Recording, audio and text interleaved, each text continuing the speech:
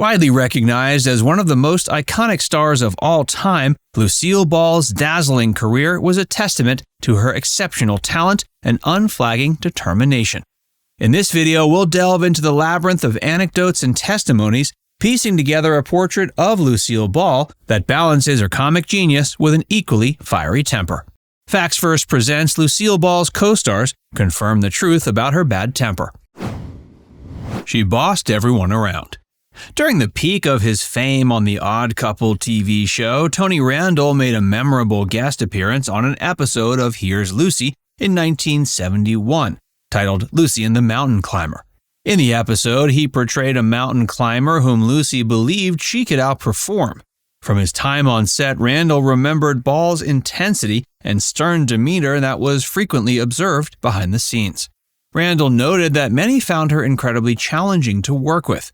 Ball had a commanding presence on set, dictating actions and not hesitating to be blunt, regardless of how her words might affect others. But it was this very attitude and commitment to crafting the best show she could that he believed contributed to her iconic status in comedy. While some might have been taken aback, Randall found no issue with her directness. According to him, Ball knew her craft inside and out. Her decisive commands might have come off as harsh at times, but they eliminated guesswork, and that saved everybody time. And more often than not, her judgments were spot on, which made her tough but effective leadership style easier to stomach. She had a short fuse.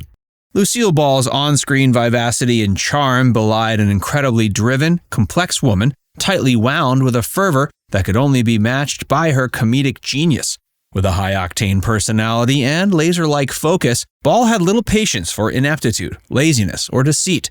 And, as Randall already noted, she had a distinct way of communicating her displeasure, either through a cutting remark or a sharp slap. Her relentless quest for perfection often saw her demand as much from her co-stars as she did from herself, pushing them to the edges of their abilities. Keith Thibodeaux, who played Little Ricky on I Love Lucy, vividly recalled the strain of Ball's intensity. He once remarked that she was incredibly tough on those around her, never hesitating to unleash her ire on anyone if something didn't precisely align with her expectations. If a line was missed or a cue forgotten, she would reprimand, giving a sharp tap on the head coupled with a stern, "Wake up, kid." Vivian Vance, who played Ethel Mertz, similarly attested to Ball's fiery spirit. According to Vance, Ball could be as mean as a snake when she was angry. She had an uncanny ability to identify people's weaknesses and could hurl stinging rebukes that struck with unerring precision. But it's crucial to recognize that Ball's temper was a manifestation of her unyielding dedication to her craft. It was essentially a byproduct of uncompromising commitment to creating laughter, her courage to fight for her vision, and her struggle for respect and equality in a largely male-dominated industry. This fiery temperament didn't detract from her gentler side. In fact, she was also known to be fiercely loyal and generously kind to those who won her trust and respect.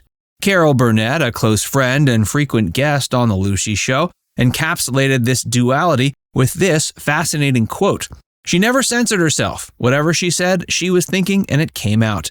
But she was never picking on anyone. It was just the way she was, and they would lay their lives down for her. She was the master of her domain.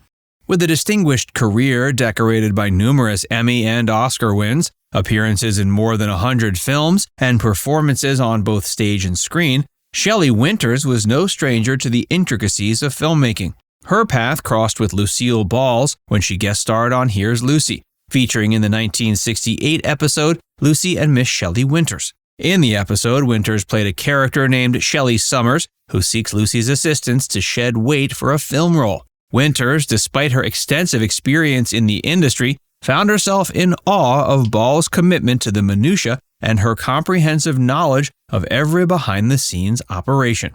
Winters recalled a moment when they were filming and urgently needed a specific type of table. The art director voiced his concerns about the time it would take to find such a table. But Ball's intimate familiarity with the production details enabled her to guide him instantly.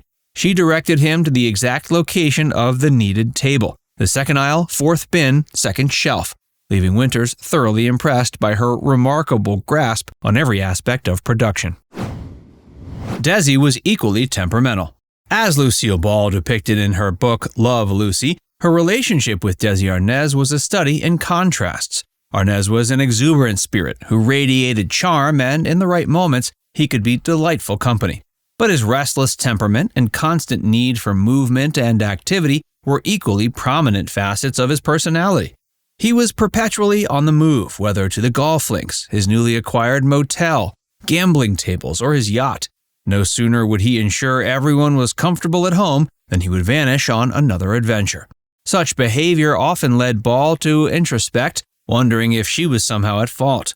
Yet attempts to broach the subject were met with explosive responses from Arnaz. Rather than engage in dialogue, he would abruptly exit the room or the house in a fit of anger. Ball found these outbursts were rarely related to her actions, but were usually triggered by external pressures or unrelated personal issues.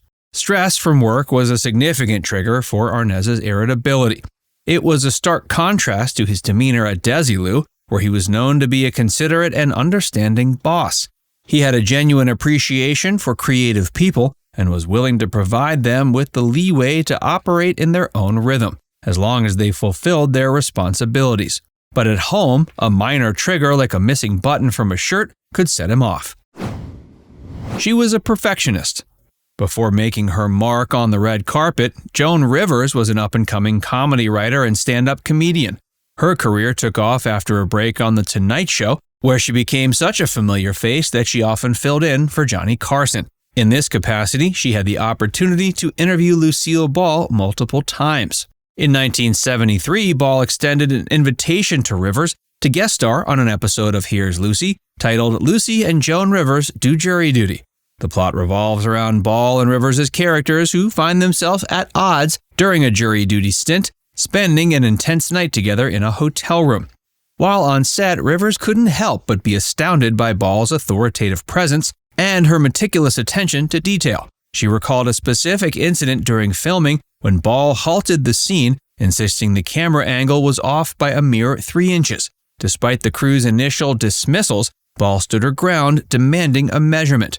Her keen eye and insistence on perfection were vindicated when it turned out she was correct. She was notoriously difficult to direct. Jack Carter, a name familiar to fans of television comedy from the 50s, may not have achieved the same level of fame of his contemporaries like Sid Caesar or Milton Berle, but his career spanned over 80 years. He had a close relationship with Lucille Ball, even acting as best man to her wedding to Gary Morton in 1961. By 1971, Carter found himself directing Ball in 2 episodes of Here's Lucy. Reflecting on the experience, Carter portrayed Ball as a powerhouse of energy and a stubborn perfectionist. Directing her, he recalled, was akin to trying to stop a high-speed train with a mere flick of a lighter. On one occasion, during the final show they collaborated on, Carter discovered Ball had independently restaged the entire set without consulting him. She had rearranged everything. The bank set was moved, the chair was repositioned, and so on. For Carter, successfully directing Ball required a careful balance of assertiveness and amiability. One had to be vigilant, managing the set like a factory foreman, keeping everything and everyone moving smoothly. But it was equally crucial to give Ball the space she needed, staying out of her way as she navigated the space with her signature enthusiasm and astute attention to detail. Now it's time to hear from you. Did you know Lucille Ball was a meticulous perfectionist? Let us know in the comments section below.